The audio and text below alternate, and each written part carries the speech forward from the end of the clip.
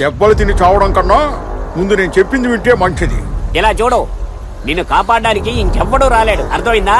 చంపేశారు కదరా, ఎంత ఘోరంగా చంపేశారు. విషపు పథకం వేసి మా దేవుడిని చంపేశారు.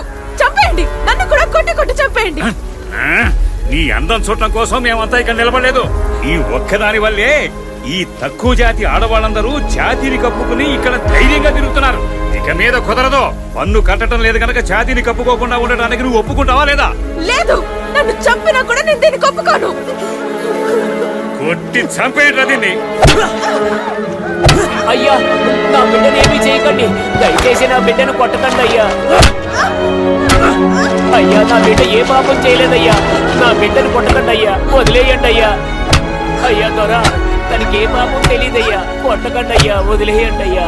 అమ్మ తల్లి, అయ్యా మీకు దండం పెడతాను, నా బిడ్డను వదిలేయండి అయ్యా. అయ్యా, నా బిడ్డను కొట్టద్దని చెప్పండి అయ్యా, నా బిడ్డ ఏ తప్పు చేయలేదయ్యా, తనకి ఏ పాపం తెలియదయ్యా, నా కూతురు ఏ తప్పు చేయదయ్యా. అలా అయితే మర్యాదగా తనని పన్ను కట్టమని చెప్పు, మా చట్టాలను గౌరవించమను.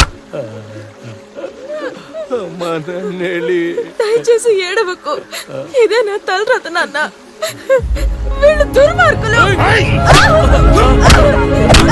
అయ్యో అయ్యో, నా కూతురు కొట్టకండి అయ్యా, నా కూతురు ఏమి చేయలేదయ్యా. పోలీసు వచ్చయ్యా పట్టుకుంటారా? వీడిని కట్టి కొట్టండి.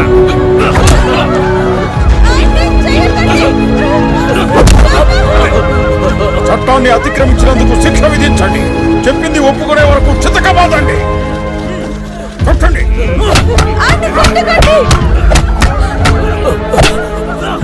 అయ్యో అయ్యో భగవంతుడా, ఈ రాక్షసులు చంపేస్తున్నారు.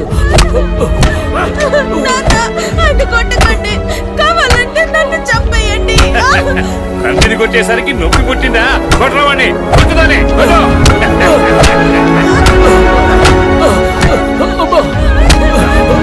అయ్యో భగవంతుడా, దెబ్బలు భరించలేకపోతున్నాను.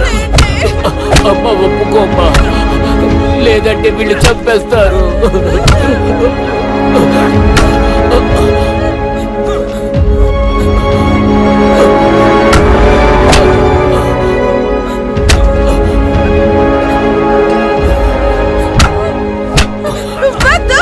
మీరు చెప్పే దానికి నేను ఒప్పుకుంటున్నాను. మా నాన్నని కొట్టకండి.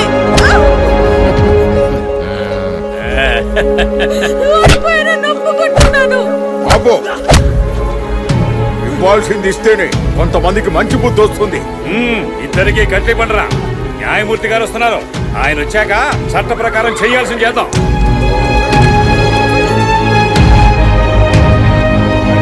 చూశారు కదా, అందరికీ ఇదే గుణపాఠం కావాలి.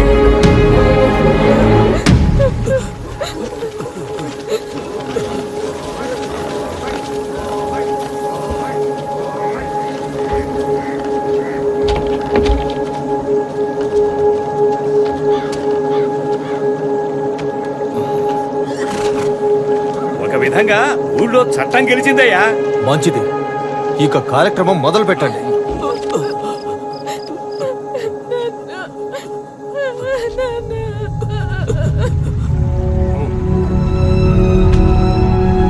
అన్ని సాంప్రదాయం ప్రకారం జరగాలి. ఊరు ప్రజలు, ప్రభుత్వ అధికారులందరి ముందు తప్పు ఒప్పుకొని కట్టుకున్న వస్త్రాన్ని విప్పి పన్ను కట్టాలని నంగ్నేలిని ఆదేశిస్తున్నాను.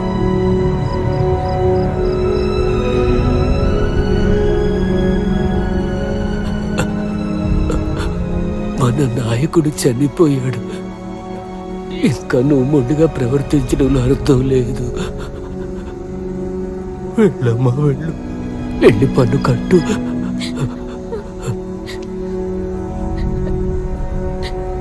నా చిన్నప్పుడు అమ్మ చనిపోయాక అన్నీ నువ్వే అయి పెంచావు కదా. నీ చేతులతో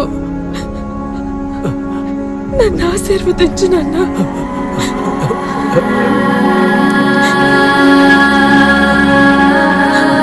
త్వరగా అధికారులు వెళ్ళిపోవాలి.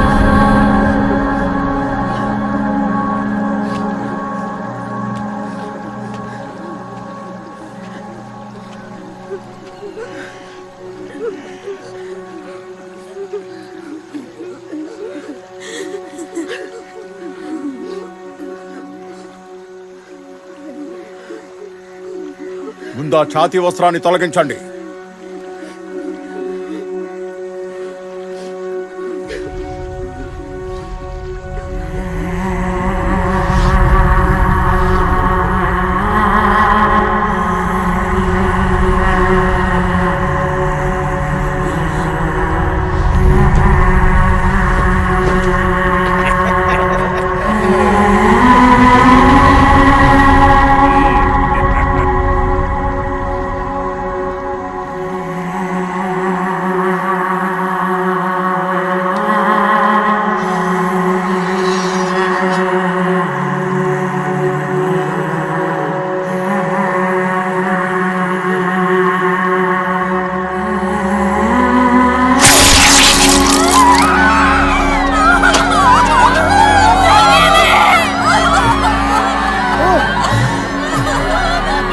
ఇది తీసుకెళ్లి మీ మహారాజుకి ఇవ్వండి.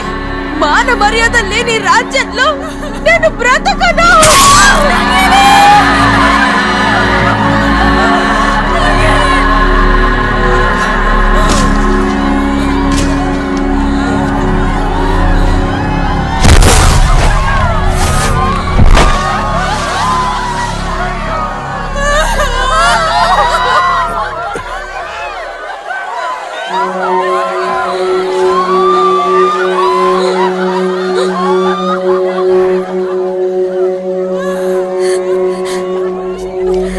అమ్మా తల్లి, ఎంత పని చేసావమ్మా, ఎంత పని చేసావు. చూసారా, అందరూ చూసారా? అమ్మా బంగారు తల్లి, ఓరి భగవంతుడా, నేను ఎలా బతకాలి? ఎందుకమ్మా ఎంత పని చేసావు? ఈశ్వరా, నీకు కళ్ళు లేవా? నా కూతురు నన్ను వదిలేసి వెళ్ళిపోయింది. నంగ్నాలి శవం తీసుకుని మహారాజు భవనం దగ్గరికి వెళ్దాం. అక్కడ అందరూ చూడాలి. వెంటనే తన శరీరాన్ని తగలబెట్టండి.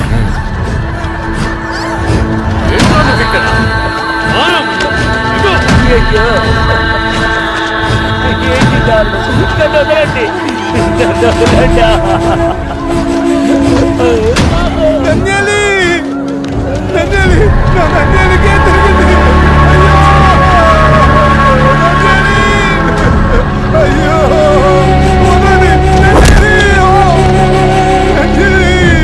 అయ్యో! వదలండ్రా! అయ్యో! కన్నేమి చేయకండ్రా! అయ్యో!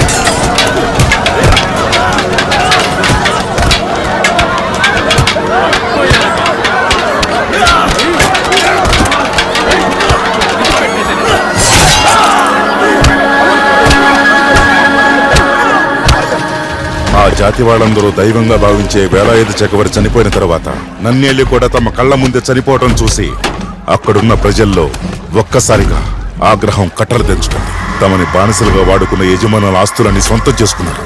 దుకాణాల్ని నాశనం చేసి తగలబెట్టారు. తిరువిదాంకూర్లో జరుగుతున్న విధ్వంసాన్ని చూసి దాన్ని సరిచేయటానికి మహారాజు ఒక ప్రకటన చేశారు. మన తిరువిదాంకూర్లో బాధితులైన బడుగు బలహీన వర్గాలు తమ ఆందోళనను విరమించాలని అందరినీ నేను అర్థిస్తున్నాను. ఇక మీదట స్తనాల పన్ను, మీసాల పన్ను అనే దుర్మార్గమైన పన్నులు ఈ తిరువిదాంకూర్లో ఉండనే ఉండవు. బలహీన వర్గాలు కూడా తమ ఛాతిని కప్పుకునే హక్కు వారికుందని తెలియజేస్తున్నాను. ఏ కారణంతోనైనా సరే ఇంతకు ముందు జరిగినట్టుగా ఈ ఉత్తర్వులను ఎవ్వరూ మార్చలేరు.